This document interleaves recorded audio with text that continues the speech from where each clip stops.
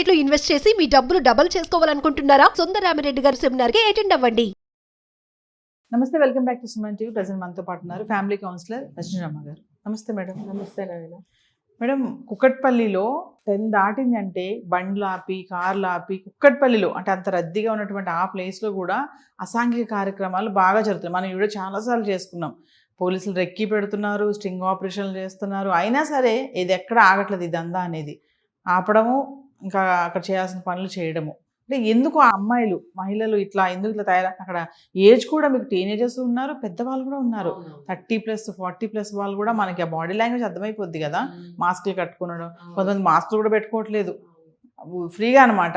అంటే ఏంటి అసలు ఏం జరుగుతుంది? అంటే యంగ్స్టర్స్ ఉంటారు, మరి ఏం తెలుసుకుంటారు, ఏం నేర్చుకుంటారు, మరి ఇది కరెక్టా రాంగా, దీని నుంచి వచ్చేటువంటి పర్యావసానాలు ఎలా ఉంటాయి ఏంటి అంటే విచ్చలవిడి అయిపోయింది నవీన. ఇప్పుడు అందరూ కూడా ఏదో జాబ్ చేసేవాళ్ళలాగా, లేకపోతే ఒక స్టైలిష్గా సాఫ్ట్వేర్ లాగా అలా మేకప్లు అయి తిరుగుతున్నారు.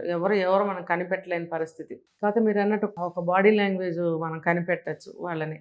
అలా ఫోన్లు చెక్ చేసుకుంటూ అటు ఇటు వెతుకుతున్నట్టుగా చూడటము, తిరగడం లాంటివి కనిపెట్టచ్చు మనం. అంటే ఏంటంటే అక్కడ అటు సైడ్ అంతా కొంచెం ఆఫీసులు అవి కూడా ఎక్కువ కాబట్టి వచ్చేవాళ్ళు వెళ్ళేవాళ్ళు రద్దీగా ఉంటుంది అది ఆ ప్లేసు. సో అక్కడైతే వర్కౌట్ అవుతుంది అన్నట్టుగా అక్కడ మొదలుపెట్టారు. అయితే చాలా బీభత్సమైనటువంటి వాతావరణం అక్కడ. అసలు వెళ్ళలేం అక్కడికి, బండి పోదు. చూస్తే చుట్టూ ఇదే వాతావరణం, అబ్బాయిలు అమ్మాయిలు ఆంటీలు, ఈ పరిస్థితి. కొంతమంది ఇల్లు గడవక వచ్చేవాళ్ళు ఉంటే వాళ్ళకి హ్యాపీ ఇది లీగలైజ్ అయినందుకు. ఈ కుర్ర గుంటలకి ఏంటి అవసరం చెప్పండి? వీళ్ళకి ఏం కావాలి? చదువుల కోసం అని సిటీ వచ్చి మీరు ఉద్యోగం చేస్తుంటే మీకు మనీ, మీరు ఎర్నింగ్ లేదు, మీరు ఇంకా జాబ్ రాలేదు, సెర్చింగ్లో ఉన్నారు, ఏదో కోర్సులు చేయడానికి మీరు వచ్చారు అని అంటే పేరెంట్స్ పంపిస్తున్నారు. లేదు అంటే పార్ట్ టైం ఏదైనా చేస్తున్నారు కదా, ఎక్కడ చేసినా 10,000 తక్కువ లేకుండా ఇస్తున్నారు. అయినప్పుడు మీరు ఎక్కువ డబ్బు సంపాదించాలి, మేము కూడా అబ్బో పెద్ద అక్కడ ఆ స్థాయిలో ఉండాలి అని అనుకోవటం వల్ల ఎక్కువ లగ్జరీలు, అంటే ఏది కావాలంటే అది అనుభవించేటట్టుగా చేతినిండా డబ్బు ఉండాలి, ఆ ఉద్దేశం ఒకటి. దానివల్ల వీళ్ళు ఈజీ మనీ సంపాదించడం కోసం ఈ మార్గాన్ని ఎంచుకున్నారు.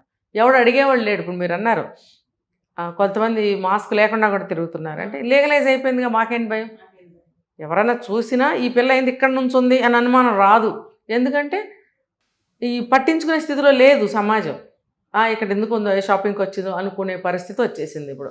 అంటే మా వాళ్ళు మా ఇష్టం అన్నట్ట మేడం. ఇంకా అది కూడా కాదు, ఇది నేను స్వతంత్రురాలిని, నాకు ఇది లీగలైజ్ అయింది, నేను ఫ్రీ బర్డ్ని, నన్ను ఎవరేం అనటానికి లేదు అన్న విధంగా వీళ్ళు.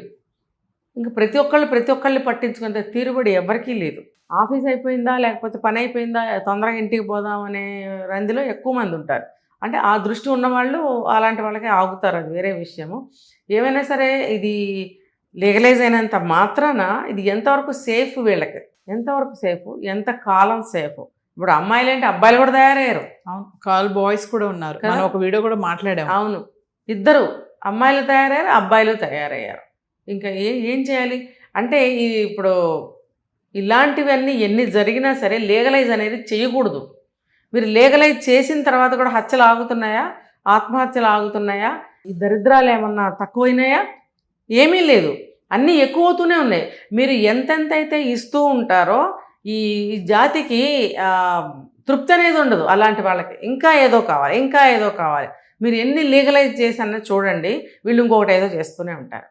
కాబట్టి లీగలైజ్ చేయటం అనేది అసలు నాట్ కరెక్ట్ నా దృష్టిలో. ఇప్పుడు చూసి చూడకుండా వెనక మాటున ఏదో జరిగిపోతూనే ఉన్నాయి బయట కదా.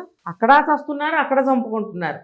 అవి ఆపటం కోసం మీరు లీగలైజ్ చేశాను అని అంటే కనుక ఎక్కడ ఆగినాయి? ఇంకా డబుల్ అయిపోలేదా?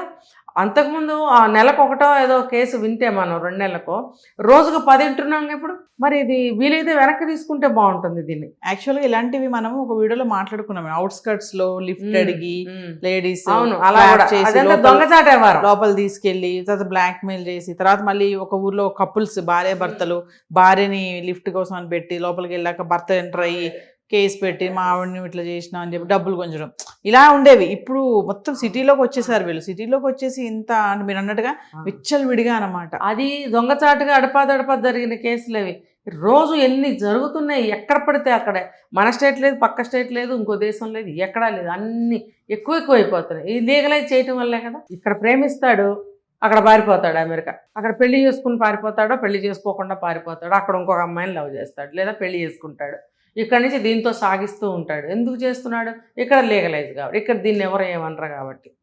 మరి అక్కడ కుదురుతుందా? అక్కడి నుంచి ఇక్కడికి అలా కాదు. ఆ అబ్బాయి పేరేంటి, అవినాష, విజయవాడ అబ్బాయి, విజయవాడ అమ్మాయిని పెళ్లి చేసుకుని అమెరికాలో చంపేయలేదు. ఇక్కడ లవర్ కోసం ఎందుకు? ఇయో చట్టాలు వీళ్ళకి అనుకూలంగా ఉన్నాయి కాబట్టి ఇక్కడ ఏం చేయరు. అక్కడేం పీకుతారు పట్టుకొని. ఇప్పుడు 5,000 అంటే $5 మిలియన్ ఫైన్, అంటే ఎన్నో కోట్లు మన కరెన్సీలో. అంత ఇప్పుడు జరిమానా కట్టాలి. కట్టినా సరే శిక్ష ఏం ఆగదు. బాగుంది, వాడికి ఎక్కడి నుంచి తీసుకొస్తాడు? వీళ్ళు ఆస్తులు అమ్ముకున్నా ఇవ్వలేరు. అర్థమైందా? బుద్ధి లేనితనం అనమాట.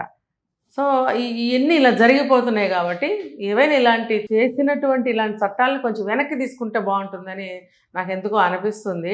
ఎందుకంటే మీరు ఎన్ని చట్టబద్ధం చేసినా ఈ నేరాలు ఘోరాలు ఇంకా పెరుగుతున్నాయే తప్ప తగ్గడం లేదు. కాబట్టి అవి కొంచెం వెనక్కి తీసుకుంటే ఇవి కొంచెం భయభక్తులు మళ్ళీ వస్తాయి జనంలో. అమ్మో మమ్మల్ని అరెస్ట్ చేస్తారేమో, మనం ఇలాంటి పని చేస్తే పరువు పోతుందేమో, అలాంటి ఆలోచనలు రావాలి. ఇప్పుడు పెళ్ళిళ్ళు చేసుకోపోవటానికి కారణం ఇదేగా. ఎస్, ఇంకా మాకు పెళ్ళి ఎందుకు? కడుపులు మోసి పిల్లలను కానీ పాలిచ్చి పెంచితే అమ్మో మాకొద్దు, మాకు అన్నీ జరిగిపోతున్నాయి. ఇంకేం డబ్బులు ఉన్నాయి, మొగుడు వచ్చేస్తున్నాడు, కొంత డబ్బు తీసుకుంటే ఇంకా నాకు మొగుడు ఎందుకు? కాబట్టి ఎవరు నాకు పెళ్ళొద్దు. అబ్బాయిలు నాకు పెళ్ళొద్దంటే కారణాలు ఇవే, అమ్మాయిలు పెళ్ళొద్దంటానికి సగం కారణాలు ఇవే, సగం కారణాలు చంపేస్తారేమో నన్ను కారణాలు. కాబట్టి ఇలాంటి లీగలైజ్ చేయటం అవసరమా?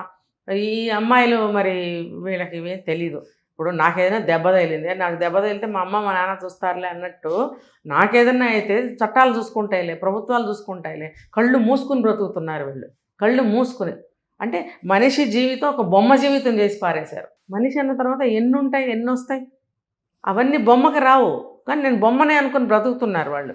రేపొద్దున ఏదన్నా వస్తే అనుభవిస్తారు వాళ్ళు, అంతే. Thank you.